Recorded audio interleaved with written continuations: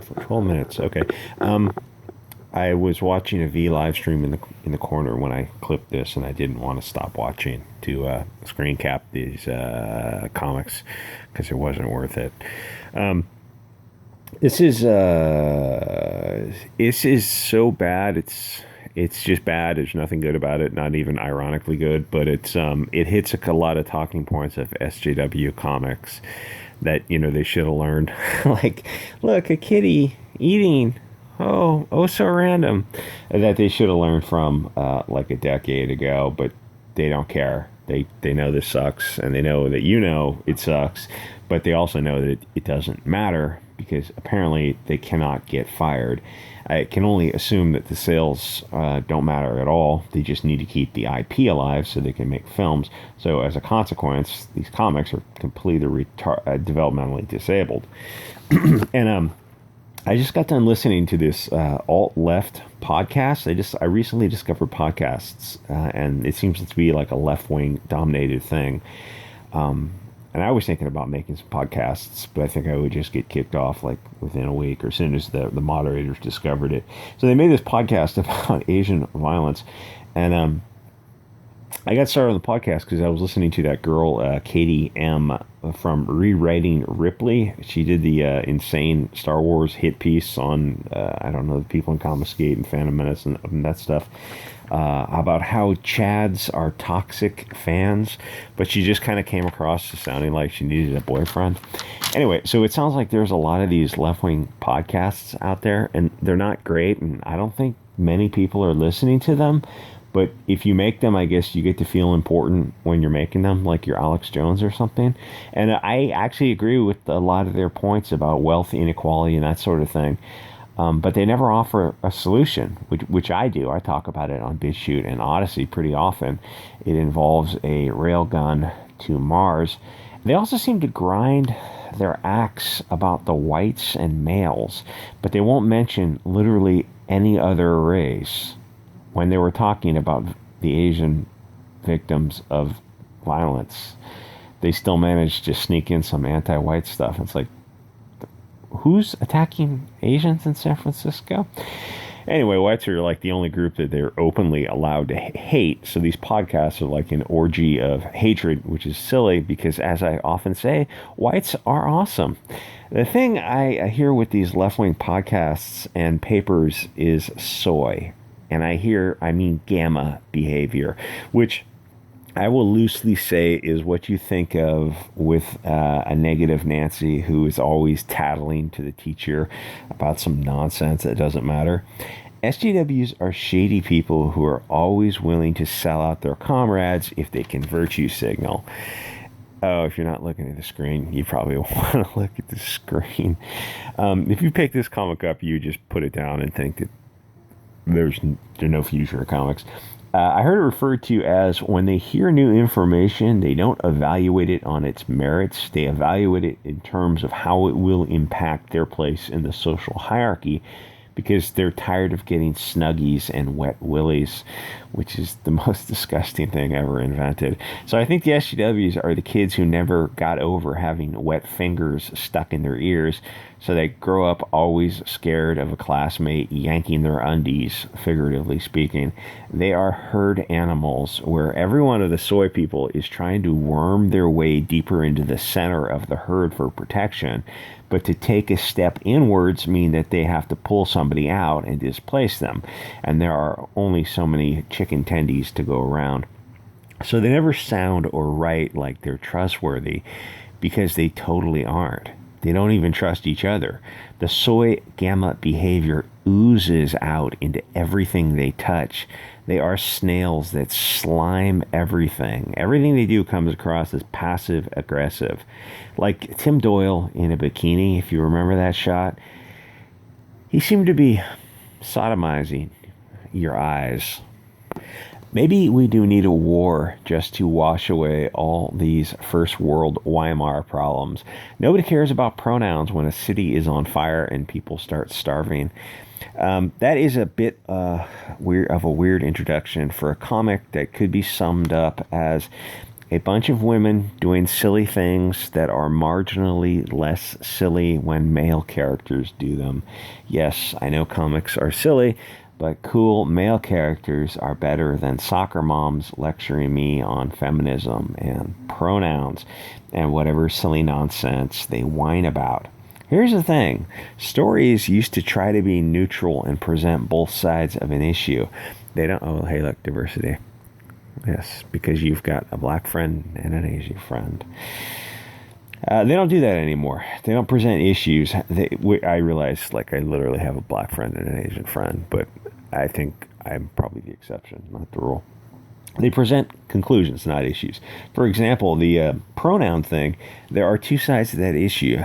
Many people believe it's a mental illness or just childish attention-seeking behavior, and the black guy is actually gay, too, so that's like double points. But the Asian guy is like a literal Nazi who hates everything and everyone, so that kind of balances out. Like the Frankfurt School, cultural Marxism, all that kind of nonsense. Or not nonsense, it's just, stuff.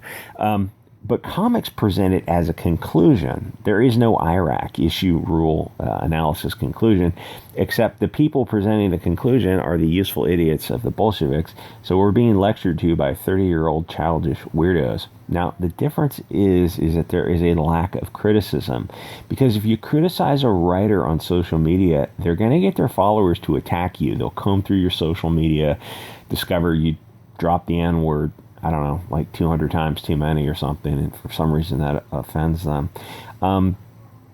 So they'll attack you, which is free. It doesn't cost anything to use social media, but their followers are not actually going to buy the products. They just want to fight with these chads on Twitter because, no offense, the SJW followers are obese video game playing, pot-smoking losers.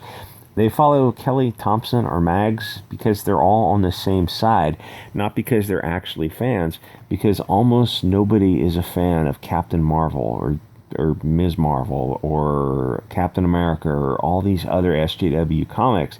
Even the short bus kids think that these comics are asinine. So I went searching for Kelly Thompson interviews on YouTube, but when she does panel interviews, everyone has their camera on so you could read facial expressions, but she just uses an icon. Which brings me to my next point. Originally I said fat chicks shouldn't write comics, but I think I'll change that to cat ladies to be, I don't know, more equitable. Comics is and should be a male field, and I know that there are a few exceptions, but as a rule of thumb, no cat ladies, because they're writing what they want to read, but chicks don't buy comics. I'm not talking about who reads comics, I'm talking about who buys them. So it's pointless to hire ladies. They have this theory that they will get girls to buy this stuff. They haven't. It's been a decade, and women writers consistently underperform their male counterparts. I don't know if she is a fat chick or a cat lady or a neckbeard or what, but she has that cat lady kind of energy, and you don't actually have to have cats to have those vibes. Mark Waid has cat lady energy. They don't have real problems to worry about. They don't have kids, so they worry about whatever lame issue CNN is whining about. They write stuff like Ignited or Captain Marvel. It doesn't sell, but then they blame the Wu Flu or the Nazi customers. They never wonder if they should stop with the propaganda. They're only in comics to write propaganda. They got into the gig for Twitter validation, dopamine, virtue signaling. That was just a good place to...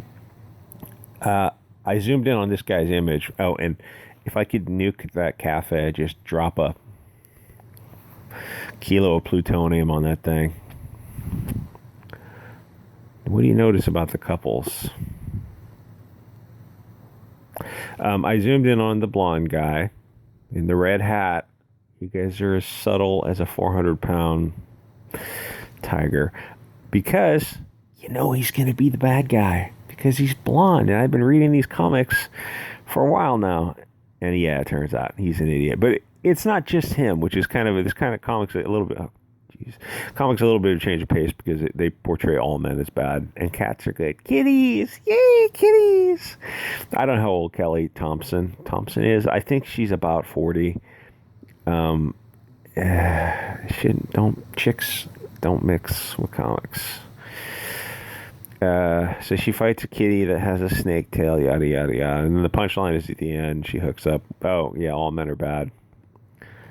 That's the guy's just trying to meet a girl, get married, and have kids. Heaven forbid heterosexuality, but it's good you portray him as a thin midget who's hitting on a tall girl and reaching for her tits for some reason. Oh, where was I going with that? I don't know. These things are so fudging dumb. Fat chicks and neckbeards and soy people and cat ladies, cat lady energy, cat people energy. If like there's a 2 cat maximum rule for like your mental health, and really it should be 1 cat. That's just it. And she ends up in a heterosexual relationship, which probably killed them to write this. Anyway, these things are stupid. Like, comment, subscribe. Go to Odysee. Odysee is freaking awesome. You can, Odysee has a lot of advantages. When they roll out live streams, oh gosh, I hope people go over there and leave YouTube far, far behind. Imagine a platform where you can actually comment. You can write what you want to write in the comments, and the platform won't delete your comments like they do on YouTube. God, there's so many things. If you say, the word for Joker, the C word for Joker, planet, like clown, planet, Joker, world. If you say that on YouTube, the comment won't even show up because it's a wrong thing term. There's a whole bunch of terms like that. Anyway, go to Odysee, go to BitChute. Odysee is cool because it's like a Dlive, a bit currency thing where you get credits for watching, and you get like a wallet, and so you can tip creators a couple of pennies here and there, and it makes it kind of easy to move money around. Anyway, I will see you guys all next episode.